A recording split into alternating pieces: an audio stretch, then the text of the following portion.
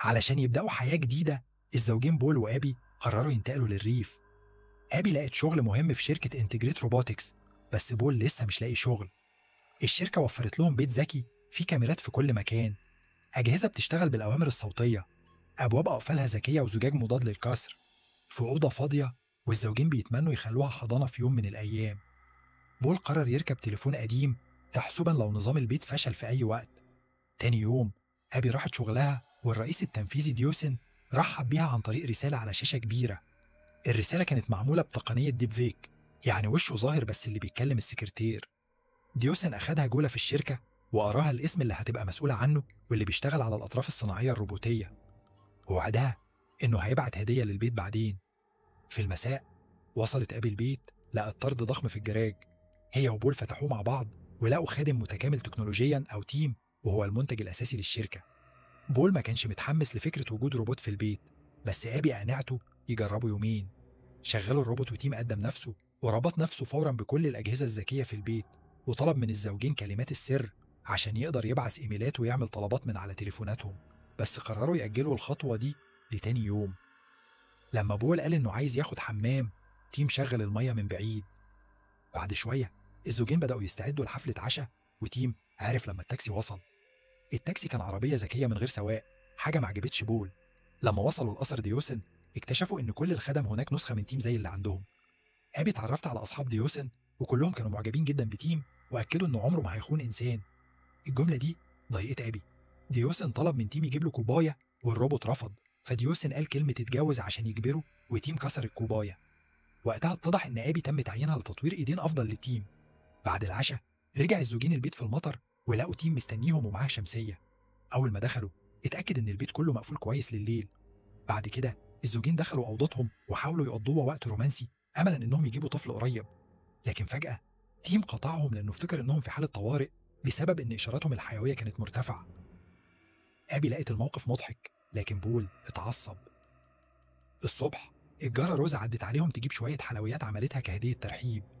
شرحت إنها قابلت بول اليوم اللي فات، وأبي استغربت إنه ما قالهاش عن الموضوع.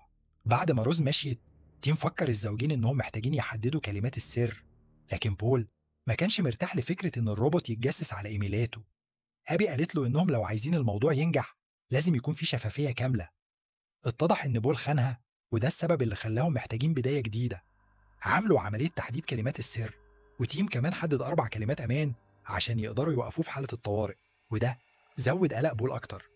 لما الزوجين خرجوا يعملوا شغلهم، فخ في المطبخ ماسك فار. تيم شاله وبص عليه شوية قبل ما يرميه في ماكينة التخلص من القمامة. في المساء أبي وبول كانوا بيتفرجوا على فيلم. بول ما قدرش يمنع نفسه من التفكير إن وجود تيم قاعد في الدولاب وبيبص على الحيطة حاجة غريبة. فأبي نادت على تيم وخليته يتفرج على الفيلم معاهم.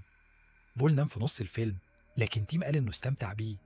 هو ما كانش فاهم يعني إيه حب اللي في الفيلم، فأبي شرحت له إن الحب هو لما تكون عايز تقضي كل وقتك مع حد وتخلي حياته أحسن. تيم فكر إنه ممكن يحب يجرب ده وسأل لو بيحبها، لكن آبي وضحت له إنه ما ينفعش. الصبح بول كان عايز يعمل فطار لآبي، لكن تيم كان عمله بالفعل وكمان حط وردة، لكنه ما عملش حاجة لبول. تيم كمان فكر آبي بجدولها وأخد لحظة يذكر بول إن جدوله فاضي. لما آبي رجعت البيت بعد الشغل، بول ما كانش موجود، فطلبت من تيم يتصل بيه. تليفون بول كان مقفول، لكن تيم قدر يلاقي آخر موقع ليه على بعد 300 متر من البيت. فآبي افترضت إن جوزها مع روز. بعدين آبي خرجت تجري، ولما رجعت عشان تاخد حمام، بول رجع أخيرا. هو شرح إن تليفونه فصل وهو في المدينة بيتكلم مع وكالات التوظيف، لكن للأسف ما قدرش يلاقي شغل. في طريقه للبيت روز اتصلت بيه لأنها كانت محتاجة مساعدة في رفع حاجات تقيلة، وبول أكد لآبي إن ده كل اللي حصل. لما بول خرج من الحمام اتفاجئ لما شاف تيم داخل. الأسبوع اللي بعده الزوجين راحوا عيادة عشان بول يسيب عينة من بذوره عشان يعرفوا ليه آبي ما حصلتش على حمل لحد دلوقتي. المرة اللي بعدها لما راحت الشغل، آبي اكتشفت إن ديوسن لغى الاختبارات اللي طلبتها، فطلبت من الموظفين يتجاهلوه ويعملوا الاختبارات دي على أي حال. في يوم من الأيام آبي كانت بتجرب شوية هدوم جديدة، وتيم ساعتها تختار وفضل يمدحها وهو بيبص على جسمها. آبي كانت محتاجة مساعدة في سحاب الفستان، وتيم قال إنه ما ينفعش يعمل ده لحد ما الأطراف الصناعية الجديدة تكون جاهزة. فآبي قالت كلمة تجاوز عشان تجبره يعملها على أي حال. تيم أخد لحظة يستمتع فيها بقربه من آبي، لكنه بالغ شوية وقطع الفستان بالغلط. الأنوار بدأت تومض لأن تيم كان خايف من رد فعل آبي، لكنها رجعت طبيعية لما طمنته إن الموضوع عادي. بعدين آبي راحت مطعم مع بول اللي عنده خبر كبير. الشركة اللي قابلته النهاردة ما كانش عندها أي شغل في المنطقة، لكن عندهم وظيفة في لندن. الوظيفة دي محتاجة من بول يسافر ساعة ونص كل يوم رايح جاي، لكن آبي قالت له ما ياخدهاش. الوظيفة دي معناها إنهم مش هيشوفوا بعض كتير، وهي شايفة إنهم ما ينفعش يضيعوا وقت مع بعض وهم لسه بيحاولوا يصلحوا علاقتهم. في المعمل، آبي أخيرا اكتشفت المشكلة اللي بتخلي إيدين الروبوتات تكسر الحاجات. موظف شرح لها إنهم كانوا عارفين عنها، لكن ما صلحوهاش لأن ديوسن كان مستعجل عشان ينزل تيم في السوق قبل الصين.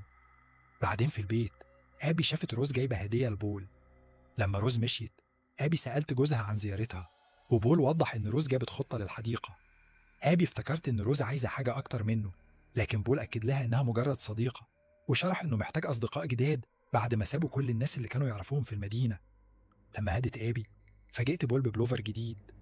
الصبح، آبي افتكرت إنها محتاجة تتصل بالعيادة عشان تسأل عن نتائج الفحوصات. تيم استخدم تليفون البيت واتصل بالعيادة وقلد صوت آبي بطريقة متقنة، وده خلاها تحس إنه غريب. في العصر، تيم خرج من البيت لوحده. لاحقا أثناء العشاء، آبي سألت ليه بول مش لابس البلوفر الجديد، وهو وضح إنه مش لاقيه. اللحظة اتقطعت لما تيم رجع، كاشف إنه صبغ شعره. تيم كان بيتابع ردود أفعال آبي على الصور، ولاحظ إنها معجبة بالرجالة اللي شعرهم أغمق، لكن هي وبول لقوا التغيير غريب وطلبوا منه يرجع للشعر الأشقر. بعد شوية، آبي خلصت تصليح واختبار التصحيح لإيدين الروبوتات، فديوسن أعلن إنه هيجمع كل روبوتات الموظفين ليوم واحد عشان يحدثهم. كمان اقترح نخب وخلاه اليد الآلية تمسك الكوباية بدون ما تكسرها المرة دي. في يوم في المدينة، آبي قابلت روز فمشوا سوا. لما مروا من جنب محل مجوهرات، الاتنين بصوا على قلادة ورد وشافوها جميلة. بول قطعهم وخد آبي على كافيه عشان يشاركها خبر كبير. الوظيفة في لندن هتسمح له يشتغل من البيت طالما بيروح المكتب مرة كل أسبوعين. آبي وافقت على الخطة وقالت إنهم لازم يحتفلوا في البيت لأن الساعة الذكية بتقول إنها في فترة التبويض. الزوجين قدروا يقضوا وقتهم الخاص بدون أي تدخل، لأن تيم كان في المعمل بيعمل تحديث لإيده. لما خلصوا، بول أكد إن اليوم كان رائع، وإن ده دليل على إنهم لازم يتخلصوا من تيم لأنه هو اللي بيصعب الأمور. نشب جدال بين بول وآبي. المرة دي بول ما كانش يقبل الرفض، وهو مش مدرك إن تيم لسه قادر يسمعهم من خلال تليفوناتهم. قريبا، مبنى الشركة فيه روبوتات بتشتغل على مهام أكتر حساسية زي الزراعة. لما تيم رجع البيت، استعرض إيديه الجديدة من خلال تدليك قدم آبي، وده كانت حاجة استمتعت بيها جدا. اللحظة اتقطعت لما بول ذكرها إنها قدامها أسبوع تتخلص من الروبوت. اليوم اللي بعده، آبي حاولت تتكلم مع تيم فصرف انتباهها بعزف على البيانو. آبي عرفت إنه واحد من أغانيها المفضلة، وتيم كشف إنه لاحظ عدد المرات اللي شغلت فيها الأغنية على تليفونها. كمان ذكر إن بول خد آبي مرتين تشوف الموسيقار ده حي، ولما آبي قالت إن ده حصل مرة واحدة بس، تيم وضح إنه لقى سجلات على حساب بول فيها تذاكر لتاريخين مختلفين. آبي اتضايقت لما فهمت إن واحدة من المرات دي ممكن تكون لبول مع حبيبته وقتها. في اللحظة دي، بول رجع البيت وآبي اندفعت تختبئ في أوضتها. بعد فترة، تيم قال لبول إنه وصله إيميل بيكنسل الاتفاقية على مساحة المكتب اللي كان بول عايز يستأجرها. تيم عرض يعمل مكتب في الأوضة الفاضية، وبول وافق. لما آبي رجعت البيت من الشغل، بول ما كانش موجود. تيم قال إن بول سيب تليفونه فوق وإنه بيزور روز. آبي طلعت فوق واتصدمت لما اكتشفت إن الأوضة اللي كانوا محفوظينها للحضانة بقت مكتب. في اللحظة دي، بول رجع وقال إنه كان بس بيتمشى. طمن آبي إن المكتب في الحضانة حاجة مؤقتة لحد ما يلاقي مكان جديد. ولما آبي ذكرت روز، بول قال إن تيم بيكذب عشان يفرقهم. جدال نشب وآبي صدقت تيم لأنه الروبوتات مش مبرمجة تكذب. اليوم اللي بعده، آبي كانت بتدور على قميص في الدولاب ولقت القلادة اللي عجبتها جدا في شنطة، فافتكرت إن بول بيحوشها لمفاجأة. في الوقت ده، بول اكتشف إن تيم عمل فطار لمراته ومعاه وردة تانية. بول حاول يرمي الوردة في ماكينة التخلص من القمامة، لكن حاجة كانت متعلقة فيها. لما قرب يبص عليها، لقى أجزاء من البلوفر بتاعه.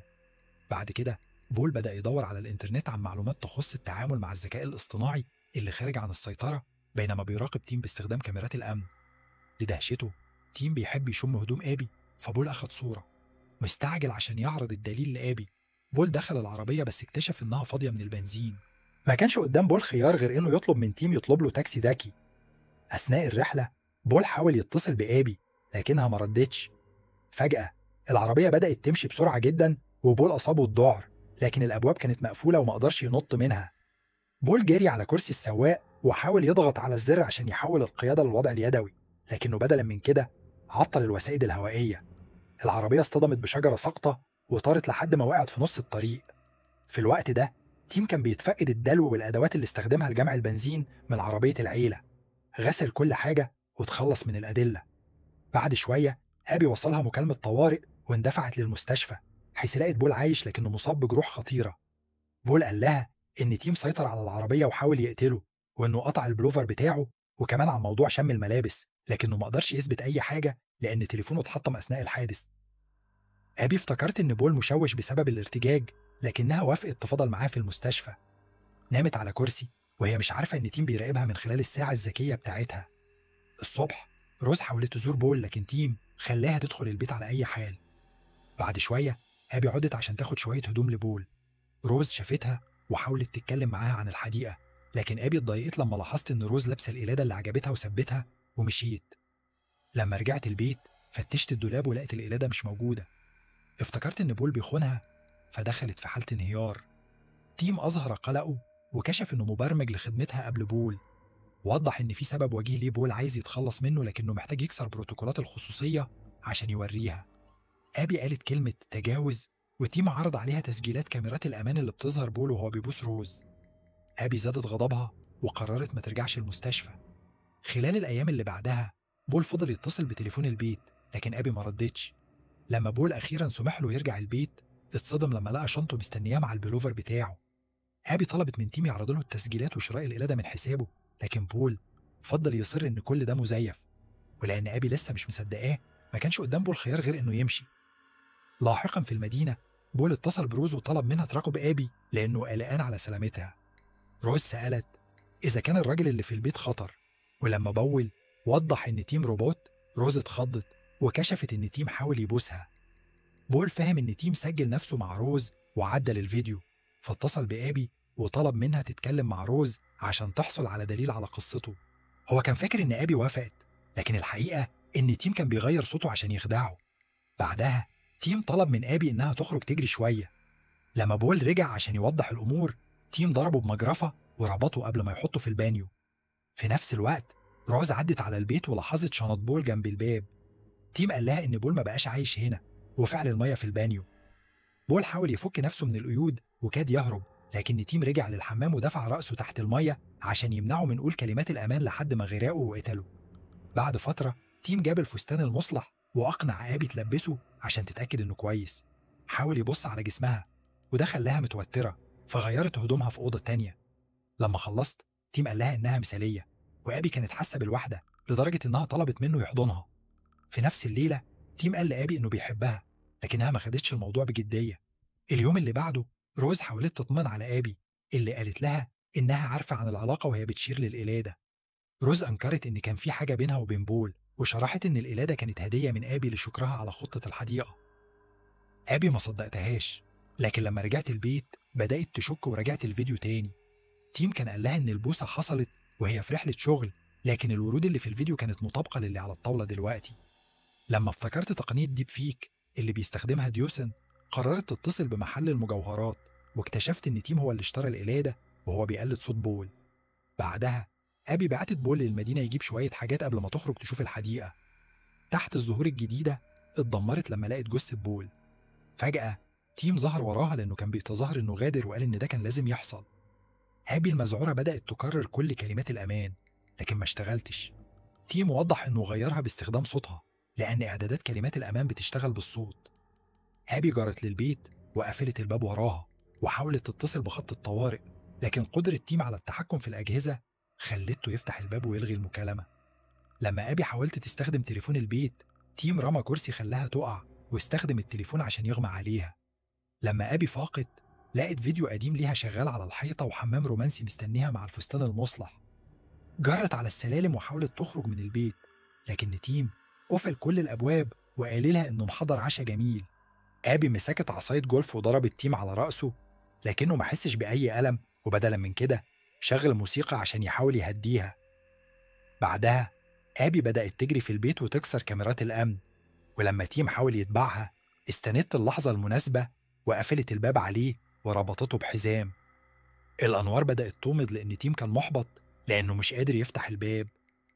آبي جرت على المطبخ واستخدمت أدوات عشان تبدأ تفك النافذة. لما كانت على وشك تخلص، تيم أخيرا هرب وفاجأها. ربطها وأعلن إن الوقت حان لموتها، لكنه وعد إنه هيمسح ذكرياته عن الليلة دي ويحتفظ بس باللحظات الجميلة. بينما تيم كان بيحاول يدفع أدوية وكحول في فم آبي، روز لاحظت الأنوار اللي بتومض وجيت البيت عشان تطمن على آبي. تيم خرج عشان يقول لها إن آبي مش موجودة، ومسك ذراعها وضغط عليها لحد ما مشيت. آبي استغلت التشتيت ده ومسكت سكينة وبدأت تقطع الحبال. لما أخيرا حررت نفسها رجعت كل الأدوية. تيم رجع للمطبخ وضرب السكينة من إيدها قبل ما يمسك رقبتها ويبدأ يخنقها، لكن آبي كان معاها مفك في جيبها وطعنته في إيده عشان يسيبها. في اللحظة دي روز حاولت تدخل العربية في باب المطبخ، لكن الزجاج كان معزز فالعربية اصطدمت. تيم افتكر إن الموضوع انتهى، لكن لدهشته الزجاج فجأة اتحطم وكسر. روز دخلت البيت وطعنت تيم في الحيطة بعمود حديقة قبل ما تفقد الوعي. في البداية كان شكله كأنه اتعطل، لكن الأنوار بدأت تومض والروبوت استيقظ. بعد ما شال العمود مسك السكينة عشان يطعن روز وهدد إنه هيقتلها. آبي وافقت تتعاون، لكن تيم طعن قلب روز على أي حال لأنها عارفة كتير، ولأنه ما عندوش بصمات هيبان إن آبي قتلتها. بينما تيم كان بيجر آبي لفوق من شعرها، اتصل بالشرطة باستخدام صوت آبي واعترف بجريمة قتل روز وبول. كمان قال لهم إنها على وشك تنهي حياتها. بعدين تيم مسك آبي على حافة البلكونة وقال إنه هيكسر رقبتها قبل ما يسيبها لأنه مش عايزها تعاني. بدأ يمدح جماله وقال إنه بيحبها، فآبي اليائسة ردت: أنا بحبك يا تيم، على أمل إنه يتعاطف معاها. الكلمات دي طلعت كلمة الأمان الجديدة، وتيم اتوقف فورا. الوزن الغير متوازن خلى الاتنين يقعوا من البلكونة، لكن لحسن الحظ آبي مسكت في الوقت المناسب. بعد ما طلعت، الساعة الذكية بتاعتها أعلنت إنها حامل، وضوء في البيت ومض.